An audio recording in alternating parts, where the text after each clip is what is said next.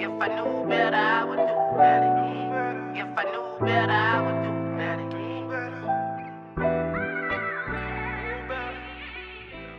This record came about just being in the studio one night, freestyling, man. And just was in my bag. And just came up with some shit and just like took it to the next level. I did the song first, and then there's like a couple listening to it. I'm like, damn, who the fuck can I put on this? So I went out to Atlanta, met up with J. Coop, Boosie assistant manager, and then like shit just happened. So it was just like, it was crazy. Shit happened in a couple of days. I'm from the Eastern Shore, and like on the shore, like it's small as hell. And like we ain't used to that. We ain't used to no celebrities, no mainstream celebrities coming through there. So when everybody heard the record or whatever, they was excited when I was saying I was bringing them to the town. So it wasn't that hard. It could have been more people out, but you know how that go. Some gonna support, some not, even though they want to. But it's me. Everybody want to do it first. You know how that go. It feel good to me, cause that's why that's the block that I grew up on. So by the end of the day, we go back, when I was out there running around, my vision wasn't that far to actually have Boosie on my block when we was listening to Boosie on my block. You know what I'm saying? Like, you know, I never thought that shit would happen. So it was personal to me. I had to get him on my block. I had to do a video with him. And that's somebody that I looked up to, and you know what I'm saying? We rocked out to his music when we was younger. So that shit was like a blessing. Like, can't believe this shit. So yeah, let's make this shit work.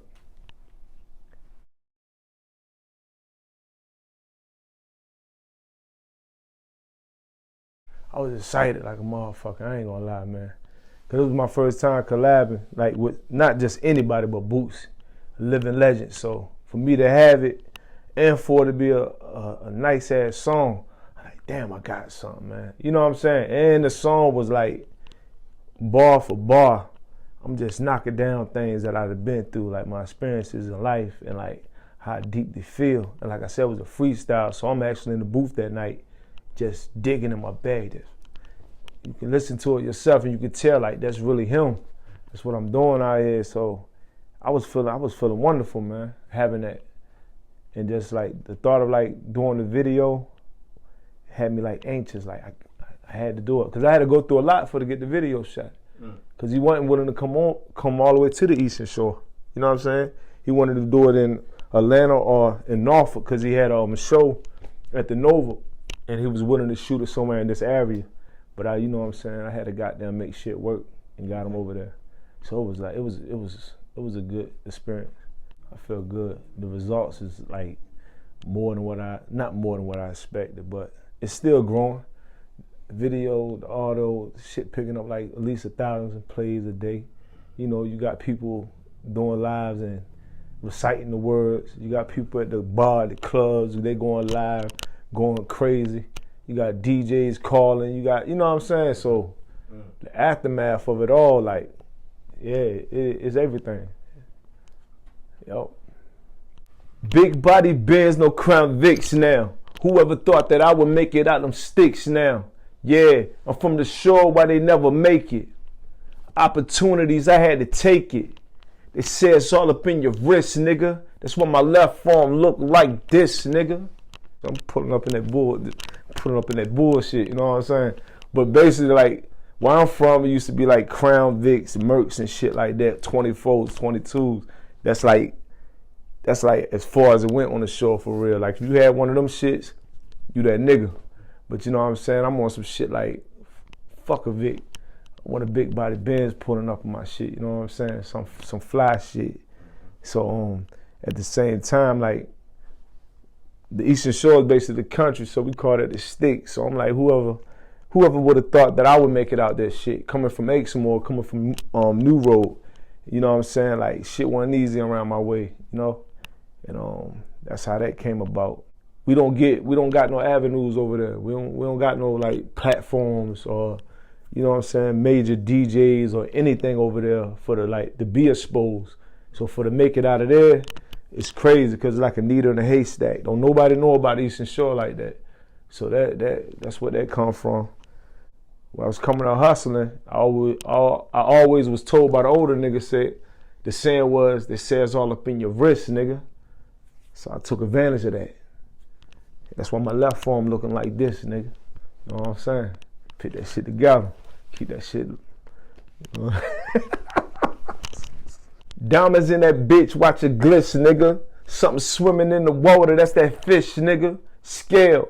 Man, I know this too well. Breaking down 8 balls and quarters on the scale. Diamonds in this bitch. Watch it glisten, nigga. And by the way, it's a sky dweller, nigga. You know what I'm saying? Bust down. Something swimming in the water. That's that fish, nigga. That means all the hustlers know what that means. I ain't talking about no damn something in the water. But for real. You know what I mean? If you're a true hustler, you from the streets, you know what I'm talking about. I started from the bottom of the bottom, copping a gram or two and trying to make shit work. You know what I'm saying? It's past tense. Shit ain't going on now. You know what I'm saying? But, you know, I just know the steps of the streets, man, like the hustle game, you know. I've been through every step of it, you know what I'm saying? That's what that basically was. Hustle in my blood, nigga. Came from the dirt, it rained and turned to mud, nigga. And what you know about scrambling? Up late nights, lose your re-up off of gambling. Hustle been on my blood, because that's the only way, you know what I mean, I know how to provide for me, myself, and my family. So, hustle always been in my blood. Like, I got hustlers in my family. I grew up around hustlers. You know, I came from the dirt, you know, but when you come from the dirt, when it rain on you, that dirt turn to mud. So, you know, it's a messy situation. So that's how that came about. What you know about scrambling.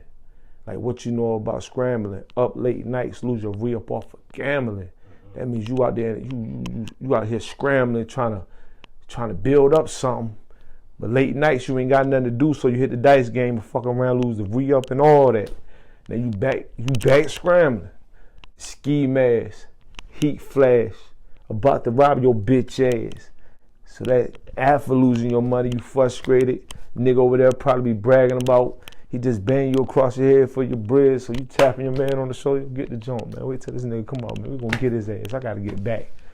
Knock his motherfucking head off, get back, do it all. You know how it is, man. That's how it is.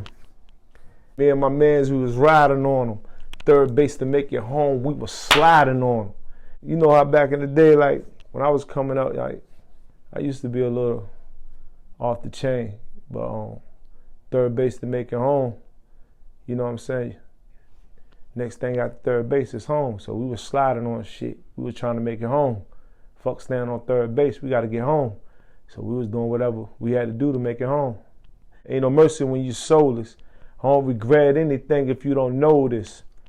By any means, that's what I live by. Live by the code, I guess I die by. When you out here doing reckless shit and they catch up with you, it ain't no mercy for you. You know what I'm saying? You deserve everything you got coming your way, and I accept that. And to this day, I still accept it. You know what I'm saying? I don't regret anything, because you know what I'm saying? You gotta go through things and learn from your mistakes, and that's how life is. You live and you learn. And then it's like, but no matter what, I live by the code, so I guess I die by it, because it's only right. Gotta stand thorough with this. I gotta stay silent with myself. I build the character. I build the image. It's not that I really believe in who I created throughout the years. So I'd be damned if I fuck that up for anybody. I'm standing on mine, and that's how that bar came about. Eyes on the prize, so I see it clear. 2023, I made it to another year. No matter what. It ain't nothing stopping me. I'm focused, tunnel vision. And then, like, I'm thankful and blessed to see another year, because there's a lot of niggas that they left this bitch a long time ago, a lot of years back. So for to see 2023, it's crazy. And you got to be thankful for just to see another year out this bitch. Not only a year, but a month, a second, a minute. So I'm thankful for that. And a lot of us should be. So that was a powerful bar for me. As you can see, when I said that bar, I said that shit with some shit behind it, like meaning behind it. A lot of close calls, and if I get got, that's a big loss. I had a lot of close calls, like where I could have lost it all, life, freedom, all that. and then realizing like still being free and still existing out here, like if it do happen, how much of a loss I would be to my family, to some of my homeboys, to a lot of people. I take care of a lot of people. I do for a lot of people. So I can't imagine me not being around and the hurt I'm gonna leave on them. So that's a big loss, you know what I'm saying? Something happened to me. I gotta stick around. I can't provide for my family if I'm in the ground or do my life in the mountains, nigga, locked down. I can't stand to see my daughter with her head down. Any real nigga, not even real nigga, but any nigga that got a heart or like this thorough, they'll understand that bar. That bar shit like, them bars shit like, oh, I feel that. Niggas claim they want to die. Nigga, don't nobody want to die. Why ain't a lot of niggas committing suicide then? Kill yourself. Like, stop, man. You got shit to live for out here. You got kids. Some of y'all niggas got these girls, y'all pussy. Like, you know what I'm saying? Don't stop fronting like y'all don't want to live. Niggas be acting like they don't want to live. Nigga, I want to live. I got things to take care of, so I got to stick around. Anybody know about Virginia? You know about Wallace Ridge, King Mountain, all the motherfucking junks where you get lost in the system. Penitentiary, niggas locked down for life, lost in the mountains. Nah, fuck that. You know what I'm saying? Like, the two things, like, probably two of the worst things that can happen. You know what I'm saying? So that's why I said that. Then I was like, I can't stand to see my daughter with her head down for the simple fact coming to visitation, head down, or like, you know what I'm saying, seeing pictures of her and shit like that. Like, I can't stand to see that shit. I got a 1-year-old daughter and shit, you know, I love her to death, and my boy's going crazy because I left again. My oldest son on the block with an F and N. I got 3 older sons, and throughout their life, I done left like 3 or 4 different times back and forth to jail. So every time I done left and came back, I seen how much it affected them, you know what I'm saying? So I already know if I get fucked up in the game, how it would impact them. And then my oldest son, he stay in Philly, and like he in a wild area in Philly, and like, you know, his friends and shit getting killed already, but he's still like maintaining with jobs and shit, trying to keep his head trying to stay focused. But if something was to happen to me, there's a big chance that I'd probably get a call home and like, yo, you know your son out here scrapped up now, out here with F&Ns, 4.5s, fucking AR-15s, doing crazy shit, because you know that's what they're promoting out here now. That's what the streets about now. So then the shit was like, throughout it all, if I knew better, I probably would do better. And that's how the song came about.